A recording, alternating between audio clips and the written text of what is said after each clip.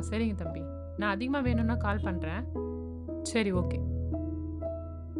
என்னடா டீ போட்டு எடுத்துட்டு வரவா? வேணாம்மா, வரும்போது ஃப்ரெண்ட்ஸோட குடிச்சிட்டு வந்தேன். ஓ! சரி. என்னம்மா யோசிச்சுட்டு இருக்க? அது ஒண்ணும் இல்ல. நம்ம ஹரீஷ்க்கு அடுத்த மாசம் காது குத்தல் வச்சிருக்கோம்ல. அதுக்கு எவ்வளோ பத்திரிக்கை வேணும்னு யோசிச்சுட்டு இருக்கேன். அடிச்சா 200 பத்திரிக்கை. ஏய்! எல்லா ஃப்ரெண்ட்ஸும் கூப்பிடணும்னு அவசியம் இல்ல. முக்கியமானவங்கள மட்டும் கூப்பிடு. எல்லா ஃப்ரெண்ட்ஸும் முக்கியமானவங்க தாங்கம்மா. டேய்! என்னடா பேசுற? கல்யாணத்துக்கு உன் ஃப்ரெண்ட்ஸுங்களெல்லாம் கூப்பிட்டு வந்து அசிங்கப்பட்டது பத்தாதா? கல்யாணமாவது மண்டபத்துல வச்சாங்க. உங்க அப்பா கிட்ட எது ஏதோ சொல்லி சமாளிச்சேன். காது குத்தல் கோவில்ல வச்சிருக்கோம். அதுக்கு யார் யார கூப்பிடணும்னு பார்த்து தான் கூப்பிடணும். அதுக்காக எல்லார்த்துக்கிட்டயும் போய் என்ன கேஸ்ட்ன்னு கேட்க சொல்றியா?